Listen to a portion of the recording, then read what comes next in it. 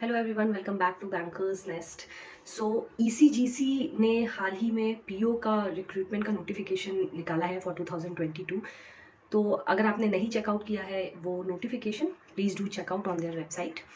ECGC जिनको नहीं पता है, जो नए बिगनर्स हैं, उनको मैं बता दूं कि ये export credit guarantee corporation of India के नाम से है, जो कि बेसिकली एक्सपोर्ट प्रमोट करता है इंडिया में by giving the insurance and other facilities to the exporters.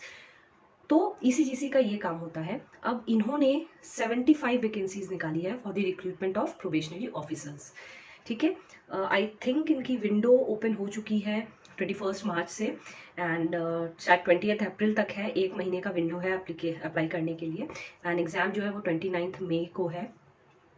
सो इसी पे मैं बात करने वाली हूँ कि शुड यू अप्लाई और नॉट फॉर दिस पोस्ट। देखिए, ईसीजीसी के एडवांटेज बहुत है, जैसे एक पीएसयू जॉब तो है ही ये, प्लस जॉब सिक्योरिटी है इसमें, प्लस आपको रूरल पोस्टिंग नहीं मिलेगी क्योंकि रूरल कोई ब्रांचेस नहीं है इनके। फिर आपको 5 डेज वर्किंग है, ल्यूक्रेटिव सैलरी है अराउंड, सीटीसी जो इनके नोटिफिकेशन में मेंशन है वो है 16 lakhs पर एनम।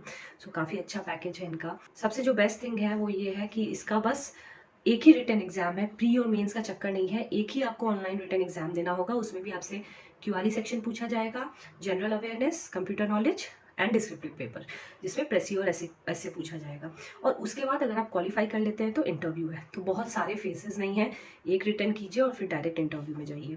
सो ये सब एडवांटेजेस हैं, but should you actually focus on ECGC PO post exam. So देखिए, मेरा सजेशन ये है कि जो भी बिगनर्स हैं उनको बहुत ज़्यादा फोकस करने की ज़रूरत नहीं है एग्ज़ाम में, बिकॉज बहुत लेस वैकेंसीज़ है।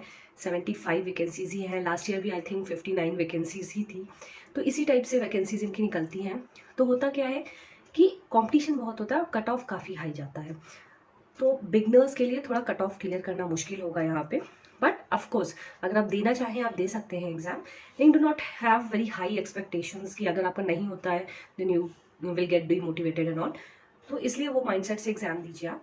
हाँ, जो बच्चे प्रिपेयर कर रहे हैं 1-2 साल से, उनको मैं सजेस्ट जरूर करूंगी कि if you want to take the exam, do attempt this exam, क्योंकि आपके चांसेस है कि आप कट ऑफ क्लियर कर लेंगे, क्योंकि आपकी बेसिक्स प्लस स्पीड एक्यूरेसी सब पे आपने फोकस किया है।